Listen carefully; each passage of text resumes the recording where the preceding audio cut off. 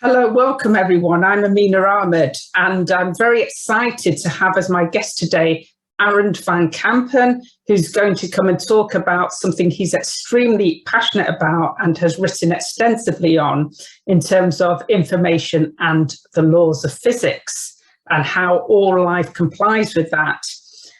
But before we go into that, before we really dive into it, I just want to give you a brief background to Arend himself. Arend, a self-confessed philosopher from the age of 11, inspired by watching the Kung Fu movie or the Kung Fu series in the 70s and listening to the wisdom of Master Po. Then went on to become a businessman, an entrepreneur, worked in the oil and gas industry all over the world at different levels and at CEO level. Later went on to study business ethics and social responsibility in the context of health, safety and environment. Probably inspired by some life-threatening situations he was in whilst working around the world, in particular war-torn environments. He's created a think tank and research institute on sustainable systems design called Sustenance for All, which particularly focuses on information theory, systems science, and cybernetics. And he's created a theory called Realiteiteit, which is based on a universal obligation to live in reality, which is limited by the laws of physics and nature. There's a lot more I could say about Arend, so I'm going to stop it there and let him talk more about himself, so about his illustrious life to date and his theory of change. So welcome, Arend. Welcome to the podcast today. Well, I'm honored to be asked to be here. Thank you very much. And what I can say about my life is that I'm concerned with life in general. And when I look at how society is now dysfunctional, I try to create, design solutions. And that is what I've been doing. So one of these solutions is looking into what is information. Information, as I write in a paper, is physical. It means that information is part of our existence, our reality. Information is part of the universe. Universe not only exists of matter and energy, but also information, because information gives the universe and our lives our functionalities. Okay, so I'm somebody who went to a school that was really deprived in the sciences. So I didn't study physics. I admitted that to you when I first met you. But I've had a lifelong interest in metaphysics and physics. So I'm self-taught really from reading. And it's a fascinating subject. And it's certainly one that you bring to life. And it's very much in everyday life. And you actually say something quite alarming. You say that our window of opportunity to make a difference is only 2 to 5 years before society collapses and the civil wars. And you say that's because humanity is generating entropy by our lack of connectedness and our lack of awareness. So can you just speak to that more and tell the viewers what you mean? Yeah, so one of the fundamental laws of physics is that information deficit, so shortage of information, means, per definition, and through entropy, destabilization of natural living systems.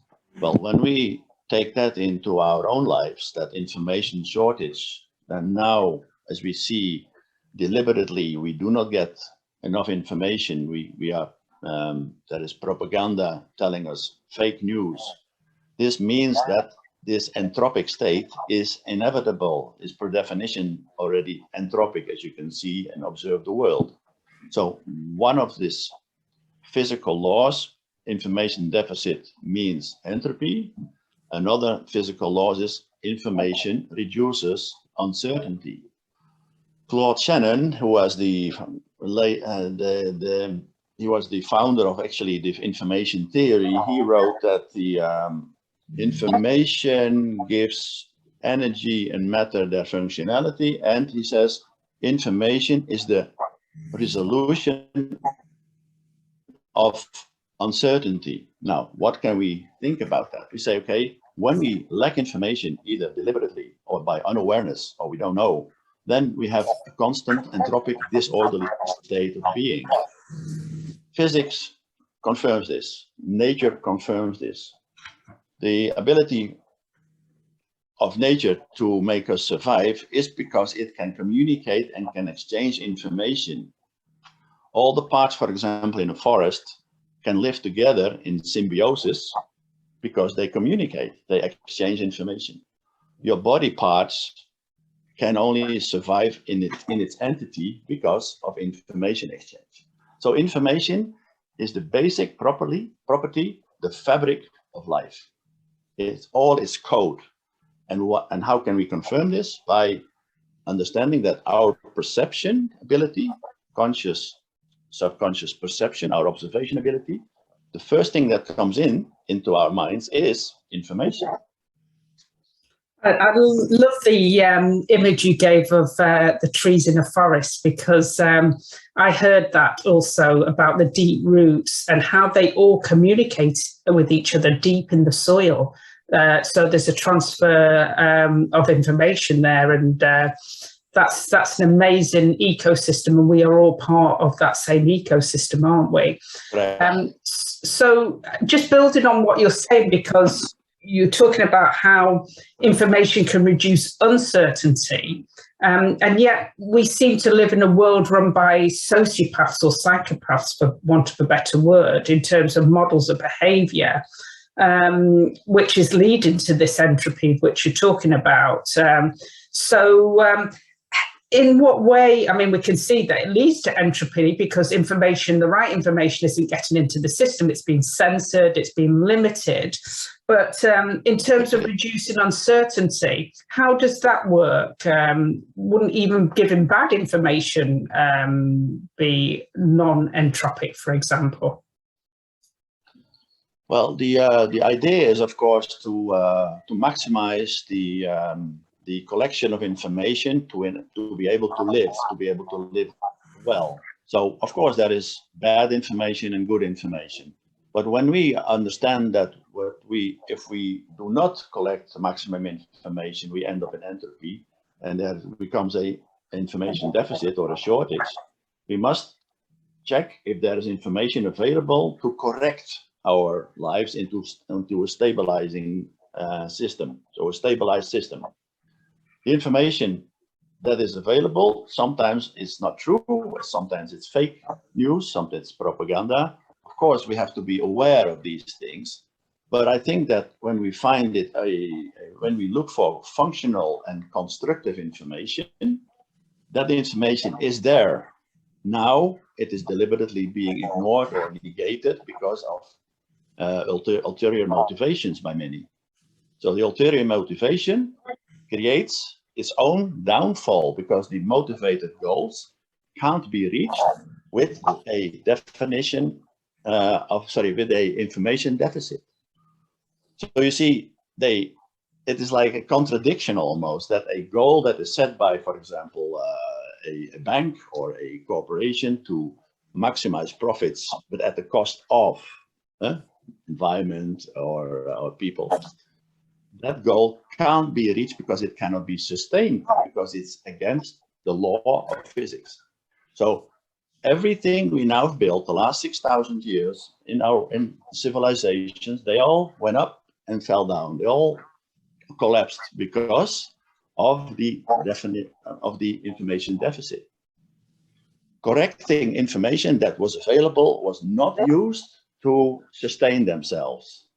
This is outside of the laws of nature, because nature always endeavors to maximize the information input, to maximize the communication ability in order to survive. This is a natural law and also a law of physics. So very much what you're describing has part of that natural law, an intrinsically built-in state of balance, balance predicated on harmony. Exactly. I know that you talk about the role of consciousness and conscience in your work. Can you explain that more? Yes, I see not only me, but scientists now, they have let go of the deterministic way of thinking, the deterministic way of science, and they now looking more in holistically, and they understand that consciousness is part of the fabric of reality, and its consciousness is like a collective source of information that is shared by all life, people, nature, animals, everything, and that everyone with a advanced way of thinking can tap into that collective information. So this is how I see consciousness, a shared ocean of potentiality, as John Hagelin wrote. That potentiality, of course, is triggered and also connected with our conscience to do the right thing and to ask the proper questions and how to behave within that collective consciousness. Now, our conscience is a survival mechanism. It tells us what we ought to do and what we ought not to do, right? So it tells us, it's like this inner voice in us to say, hey, this is not good, you shouldn't do this because you harm something, or you become vulnerable, or you run a risk. Now, if you ignore that conscience, then of course the effects cannot be switched off, which was tested by a Russian scientist. He says, if we lie to people, if we lie to ourselves, we cannot switch off the reaction of our bodies, which is remorse. Remorse is you can't switch it off. So they say, okay, we have sociopaths and psychopaths. It seems that they can switch off that remorse and they say, I don't care, I kill a million people, I don't mind. But that is not really true, because it is a built-in system that is reminding us that we want to survive, really. And the only way we want to survive is by cognition, by communication, by sharing of information with everybody around us. So when we suppress remorse, we are going into stress and all kinds of crazy behavior, which we now see all over the world. Very interesting what you're saying, and you've just triggered off something in my thinking, actually, because people do say, how can, people with psychopathic or sociopathic tendencies who are in control get away with what they're doing? And I guess, I'm a practicing Buddhist, so I believe in the law of karma. So on a karmic level, we actually never do actually get away with things. But what's been increasingly kind of explored is this idea of being able to switch off organic parts of nature within man, almost like the transhumanist agenda, for example. So you've just triggered something in my thinking about that. Where do you sit on that, of being able to, actually circumvent remorse from the organic structure through artificial kind of input? Oh, well, that's a different question. Well, first of all, my theory that I studied when I did my study in ethics, I found that if you put a psychopath, for example, alone on a deserted island, would he there be psychopathic? Would he destroy himself? I don't think so. So psychopathy is dependent on environment. It needs victims. So you take away the victims, you create a social vacuum, no more sociopathy, no more psychopathy. So you say in the artificial, when we grow out of this, humanism of how you ought to behave by, for example, I don't know yet if then that's connection between conscience is then you can just cut it off and do only what mechanistic robots can do. That's another issue, because then we're looking into the ethical algorithms, for example, right? Would there be ethical algorithms And then we come into the realm of cyber ethics, which I teach here in Geneva. This is a different field. Well, I mean, we don't have time to cover all those very, no. Interesting areas. So maybe we'll come back and talk about that field, because, I mean, it's very, very relevant today. I think, what's striking about what you say is that the need for victims. And I know that you've experienced many life-threatening situations. One, an anaphylactic shock, where you had a near-death experience when you were a teenager, and also being struck on a ship in the course of your work during the Iraq-Iran war by an Exocet missile, and being saved by the Iranian army and tugboated back to safety. So in terms of the mindset that you needed to have that, to not feel victimized, I mean, can you talk to us about that? Yes, of course, I was looking for a lot of answers when I was 11, onward through this Kung Fu series, questioning questions that other people, other kids at school didn't ask. And then in my 20s, I got this anaphylactic shock, near-death experience. And that really altered my life by becoming fearless of death. So the fear factor, and maybe therefore I went to these war zones and worked there without fear, and I got, of course, a very near death again by being shot at and being saved in the lifeboats at sea on a burning vessel, on a burning tanker. But that it only strengthened me to become fearless, and because of the fearless, or the not being afraid anymore, the level of thought, the level of thinking increases, because what we see now around us, a lot of people stay in that fear area, the fear of being it's like the reptilian brain, and then the mammalian brain and the neocortex. So when we lose fear, we have access to limitless creativity.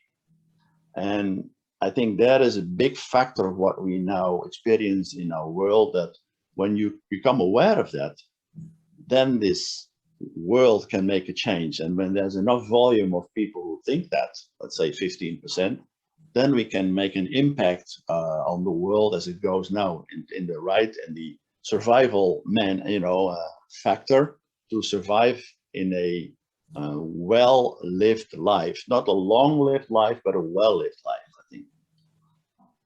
Really interesting. I think, one of the things I like about your work and the laws of physics is that whole idea of energy being in vibration. And the bandwidth of fear is a much more narrow bandwidth than the bandwidth of trust or hope or joy or happiness, for example. And so, one of the things that seems particularly noted of this time is that, so many people are living in fear. So many people are feeling victimized by situations, or, seemingly out of their control. But that's in itself creating a feedback loop that's perpetuating it in your theory or in your thinking. Yes, correct. So now we can, the issue of feedback loops is very important to understand too. That, when you only think about fear, I'm afraid of the coronavirus, I'm afraid of living, I'm afraid of traveling, I'm afraid so on. Of course, that creates a very limiting happiness. It destroys your happiness, and because you are afraid all the time. Now, the feedback mechanisms I wanted to explain also to the audience is that we are going somewhere and we want to be, for example, happy, right? We can set a goal, we want to be happy. So what do we need to do is using feedback information to make us happy. It's the same thing as when you go somewhere on a voyage. You want to go there, you have to have feedback, information, but you also have to have always the allowance for the correcting feedback, which is negative feedback. Positive feedback, I want to be happy, happy, happy. But of course, during the voyage to that happiness, I encounter maybe obstacles, right? Obstacles. And when you learn how to use the feedback mechanisms to overcome these obstacles, you can reach that goal for happiness. Now, when we have this information input now from the media that make us deliberately afraid of living, we have to see through that and then correct our lifestyle. Okay, we say, okay, we live now, we want to live well and focus on living well. That's my message to the people. And it's possible because nature is ethical. Nature is aligned to be us, for us to survive. It's not aligned. It's only by very unaware stupidity of people, and those people who are in charge are not very smart, I believe, because they don't think about information feedback at all. They want something they don't deserve at the cost of. So that negative interdependent economic systems we now have built destroys many ability to become happy, to be safe, to be at ease. Now, when we realize that, we can, join, all these people who are now feeling anxious, they can join and say, okay, we're going to go the other way. We want to be happy. And this is the way we do it, because the information to become happy is already there. Because the beauty of the laws of physics, information cannot be divorced from our lived reality. Information is always there. When I think a thought, it's there. When you think, the thought is there, and it cannot be destroyed. I think that's both a liberating thing and a scary thing for people, perhaps, because it's almost like that thing that the thing that worries people most is their absolute power, that they do have power, not that they're disempowered, so it's the responsibility of one's thoughts or one's actions that's actually perhaps more fearful. And perhaps why that keeps people in a state of powerlessness, perhaps, because, you can avoid a sense of consequential responsibility, but actually under the laws of physics, you never escape the consequences. But no. I really like this idea of, and you touched on it before about it's thoughts are energy, patterns in the field. So they don't exist in our head. We're receivers, we're transmitters of information. That's becoming more and more kind of discussed in the laws that govern life. And I really like this idea of co-creation of the universe. And that's very much what you're talking about. And you're also talking about not only the ethics of that things are intrinsically good, and you have empowerment already within life itself, within one's own, form. But it's also evolutionary. So can you talk more about that? Because I think that's really interesting, the evolutionary nature of the universe. Yes, it's beautiful, isn't it? Well, as Charles Darwin wrote, he said, whatever is useful will be preserved, will be, kept in nature. Yeah. So this constant evolutionary realm we are in, the evolution of the universe, includes us. Right? We are, in fact, the universe, because through information we can comprehend the universe. Beautiful. Now we are part of the universe, and the universe is at this moment in evolution. There's a certain level of evolution maximalization, they say, in a couple of billion years, but now at the moment we are in this era of life, right?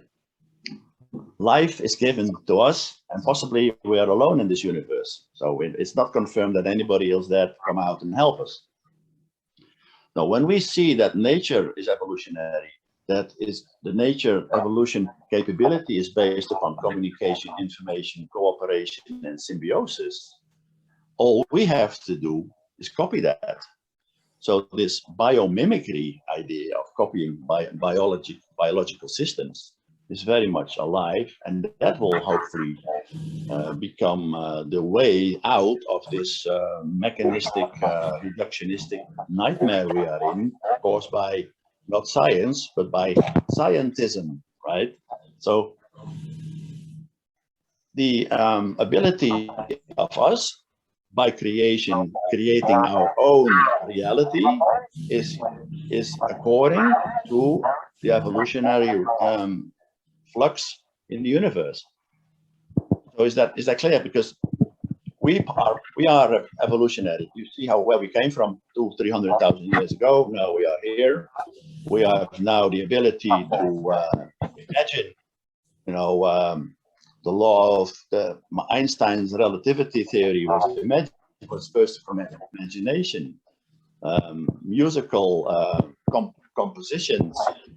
composers create these beautiful harmonies that makes us weep, and so on. There is a lot of art, creativity, things we build, things we can make. It is endless. So endless, limitless creativity is in line with the endless creativity of evolution. That really chimes with me. I really do believe that. And I believe that we also have opportunity in this lifetime to be constantly learning, constantly developing, and increasing the window of our capability as human beings. So just returning to yeah, sorry, Aaron, do you want to? Okay, so just returning to our original opening, which was quite dire in lots of ways, you know, that we've only have a very, very short window to turn something that's on a crash course of destruction and, you know, entropy into something that's very expansive and in balance and co-creative and ultimately beautiful, as you say. So how can the viewer really best prepare for this to turn that trajectory around if they feel that they're not in control? Yes, well, the physical study I did on physics and how reality works and how nature works. At this moment, we are on a path, on a destructive path, environmentally, human destruction, society, social cohesion, destruction, so on.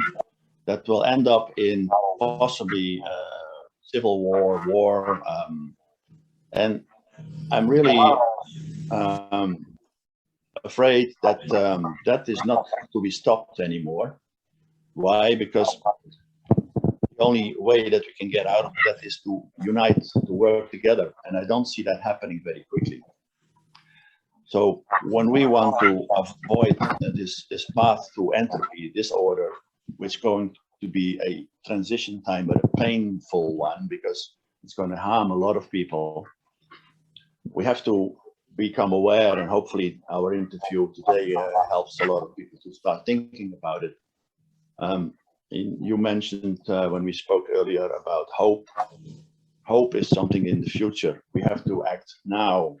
Hope is something that we want to be there, but the only thing is action and living in the now. And if we don't live in the now and say, hey, listen, what we see now happening, politicians are lying to us, you know, the economy is collapsing, the financial world is imploding because we cannot sustain something that is based upon part information. Exactly the same. So the financial world is created money out of nothing without any backing. This cannot be sustained because that's, again, you know, not in compliance with the laws of physics. So when we do not use the laws of physics, the laws of nature to, you know, correct our ways, then this entropic state is inevitable, which is maybe a good thing, but it's going to harm a lot of people for a long time until a new, stabilization is maybe occurring.